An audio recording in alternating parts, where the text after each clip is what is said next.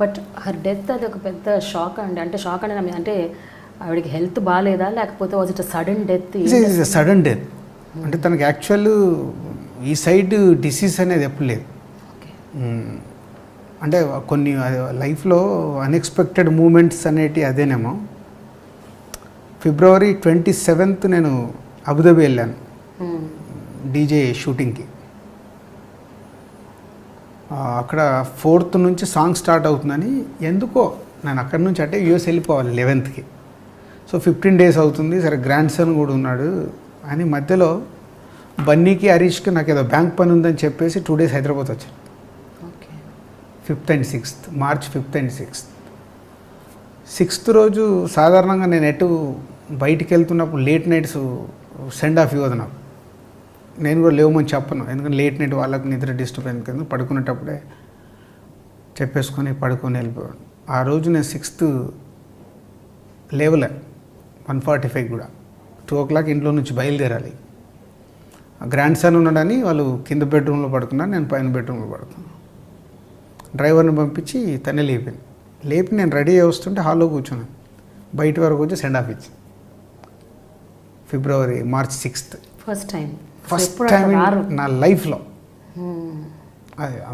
Maybe God is design. 5th, 6th నేను రావాల్సింది లేకుంటే వచ్చాను. వచ్చిన తర్వాత ఆల్ మూమెంట్స్ ఆ 2 days వేరే వర్క్ లేదు, ఇంట్లోనే టైం స్పెండ్ చేశాను.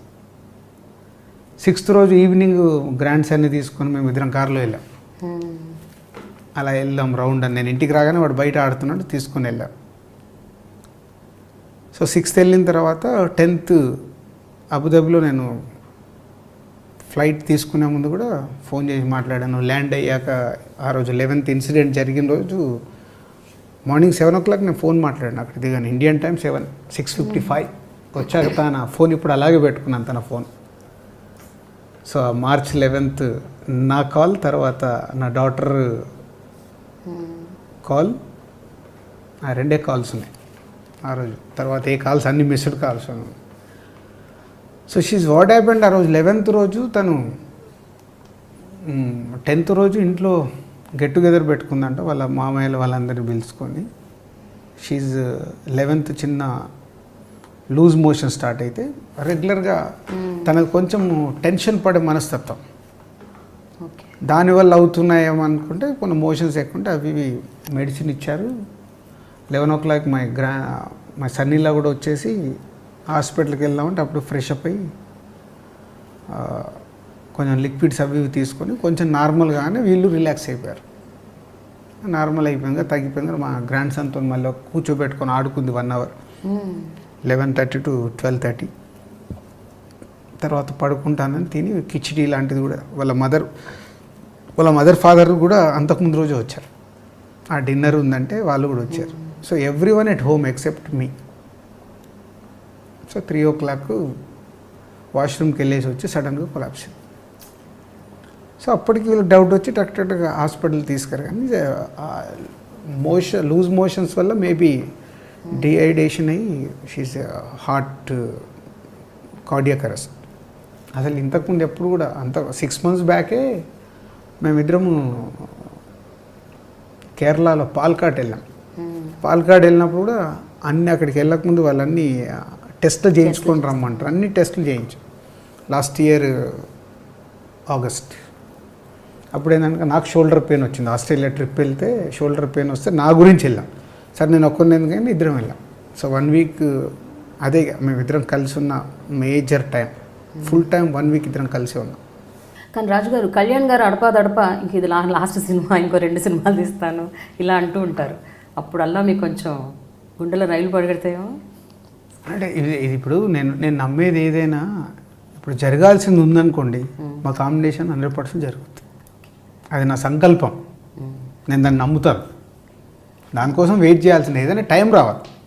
సో ఏది మన చేతిలో ఉండదు, మనం ప్రయత్నం చేసే వాళ్ళమే. మన ప్రయత్నం సక్సెస్ అయితే ఆ రోజు జరుగుద్దని నమ్ముతున్నాను నేను. రాజుగారు, మీరు పెద్ద పెద్ద డైరెక్టర్లు, పెద్ద యాక్టర్లు అంటే చిరంజీవి, నాగార్జున, బాలకృష్ణ అలాంటి వాళ్ళతో సినిమాలు ఇంతవరకు తీయలేరు. అంటే మీరు నెక్స్ట్ జనరేషన్ అందరితో తీసేశారు ఆల్మోస్ట్, ఎక్సెప్ట్ పవన్ కళ్యాణ్ గారు. బట్ ద ఫస్ట్ జనరేషన్ ఉంది కదండి, వాళ్ళతో మీరు సినిమాలు ఇంకా చేయలేదు. అవి ఎప్పుడు వాటి కూడా సంకల్పించారా లేదా?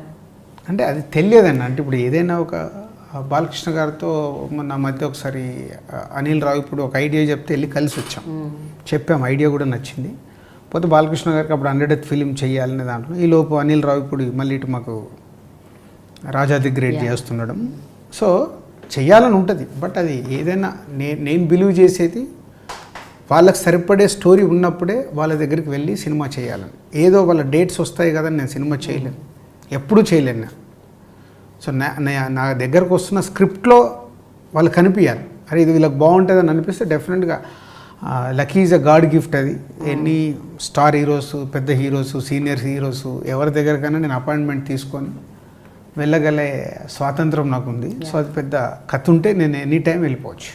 బట్ అదైతే ఉంటుంది చిరంజీవి గారితో, నాగార్జున గారితో ఎప్పటికైనా సినిమా మీ లిస్ట్లో, మీ విష్ లిస్ట్లో. మరి పెద్ద పెద్ద డైరెక్టర్ల సంగతి ఏంటి?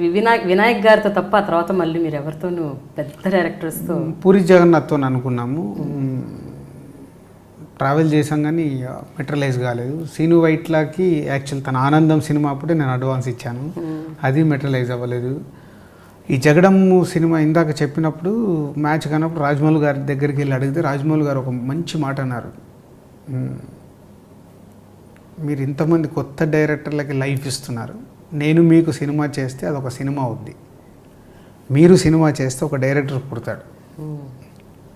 అంటే ఎందుకో రాజమౌళి గారు ఆ మాట అన్న తర్వాత నేను అక్కడ నిజంగా నాకు ఒక ఇన్స్పిరేషన్ వర్డ్ అది. నిజమే కదా, ఫెయిల్యూర్ డైరెక్టర్స్ ఉన్నారు, సో వాళ్ళు స్ట్రగుల్లో ఉంటారు, సో సక్సెస్ సినిమా చేయాలి, రైట్ ప్లాట్ఫామ్ కావాలని, అండ్ కొత్త డైరెక్టర్లు ఉంటారు. వీళ్ళతో నేను ఎక్కువ ట్రావెల్ అవ్వడం వల్ల వాళ్ళకు ఒక సినిమా వస్తుంది. నేను పెద్ద డైరెక్టర్తో వెళ్ళి సినిమా తీయడం వల్ల ఒక సినిమా అవుతుంది. ఓకే. సో మొన్న ఈ మధ్య త్రివిక్రమ్ గారు కన్ఫర్మ్ చేసుకున్న ఒక ప్రాజెక్ట్ చేయాలి. ఎందుకంటే త్రివిక్రమ్ గారితో నేను ప్రొడ్యూసర్ కాకముందు తను రైటర్గా ఉన్నప్పుడు మేము క్లోజ్, అప్పటి నుంచి మా ఇద్దరి మధ్యలో ఒక మంచి ఫ్రెండ్షిప్ ఉంది.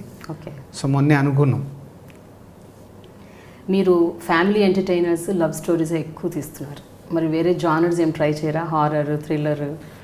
అంటే అదేనండి నా బ్లడ్లో లేని నేను ప్రయత్నం చేయడం వేస్ట్. అంతేనా? నా బ్లడ్లో లేదు అది. ఓకే. లేని అనవసరంగా ఏదో. రాజుగారు ఓన్లీ ప్రేమను పంచుతారు అంతే, విశాలమైన హృదయం. హోల్ ఫ్యామిలీ వెళ్ళి మా సినిమాని ఎంజాయ్ చేయాలి, పోతే ఎప్పటికప్పుడు ట్రెండ్ని బట్టి ఫాలో అవుతూ షిఫ్ట్ అవుతూ ఉండాలి. నాకు మీ లైఫ్ సీక్రెట్ ఒకటి తెలుసండి, అది కరెక్ట్ కదా చెప్పండి. మీరు అద్భుతంగా పాటలు పాడతారని విన్నాను. అభినందన అనే ఒక సినిమా పాటల కాంపిటీషన్లో మీరు పార్టిసిపేట్ చేసి, అవునా? మరి మీరు ఒక పాట పాడితే అభినందన పాటే పాడండి. అంటే అప్పుడు పిల్లాను, అప్పుడు నా age is 19 years Anu, Abhinandana is 1989. So 19 complete అయ్యి 20 years నాకు. సో అప్పుడు ఒక ఎంతుజాదం, సో దాంతో ఆ సినిమా నాకు చాలా పిచ్చి. ఓకే. అభినందన, మైనే ప్యార్ కియా, గీతాంజలి కరెక్ట్ నేను టీనేజ్ నుంచి షిఫ్ట్ అవుతున్నప్పుడు వచ్చిన సినిమాలు. ఆ 3 సినిమాల ప్రభావం నా పైన చాలు, అందుకని అలాంటి సినిమాలు తీస్తున్నది. మేబీ ఐ ఉండొచ్చు. ఇది my best film sir. Okay. మరి ఒక్క 2 లైన్లు పాడండి. అసలు అంటే మీరు సింగింగ్ కాంపిటీషన్కి వెళ్ళారంటే I'm sure you must be a great singer. అది 30 years. ఏదైనా మామూలు పాడుకోవడం కాదు కదండి, కాంపిటీషన్కి వెళ్ళి పాడారు. ఒక్క 2 లైన్లు అయితే పాడాలి రాజుగారు, మీరు వదిలిపెట్టేదే లేదు. ఒక్క 2 లైన్లు మీరు పాడాల్సిందే. అప్పుడు పాడిన పాటనేనా? I'm just taking you to the memories. ప్రేమ ఎంత మధురం, ప్రియురాలు అంత కఠినం, ప్రేమించుటేనా నా నేరము. ఈ సాంగ్ పాడు. ఈ పాట పాడారా? వచ్చిందా? ప్రైజ్ రాలేదా? రాలా. తెలియదు కదా, అంటే మనకు ఏదో పాడాలని షోక్తో పాడాలి. హరిశంకర్ గారు కోట శ్రీనివాసరావు గారితో పాట పాడించారు. మరి డీజేలో మీరు ఎందుకు పాడలేదు? జోష్లో పాడించాడు వాసువరం, అప్పుడే చెప్పా ఇదే ఫస్ట్ ఇదే లాస్ట్ అని. అంతేనా? Okay. Thank you so much Raju.